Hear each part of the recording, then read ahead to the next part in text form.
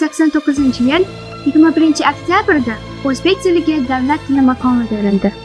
O'zbekiston Respublikasining davlat tili to'g'risidagi qonuniga 1995-yil 21-dekabrda o'zgartirishlar va qo'shimchalar kiritildi.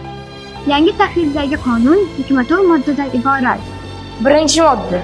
O'zbekiston Respublikasining davlat tili o'zbek tili. Ikkinchi modda.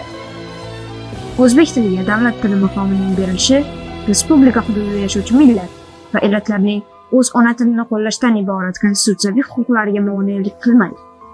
4-modda. O'zbekiston Respublikasida davlat tilini o'rgatish uchun barcha fuqarolarga shart-sharoit hamda uning hududida yashovchi millatlar va elatlarning tillariga izzat, hurmat bilan munosabatda bo'lish ta'minlanadi. Bu tillarni rivojlantirish uchun shart-sharoit yaratiladi. Fuqarolarga davlat tilini o'qitish bepul amalga oshiriladi.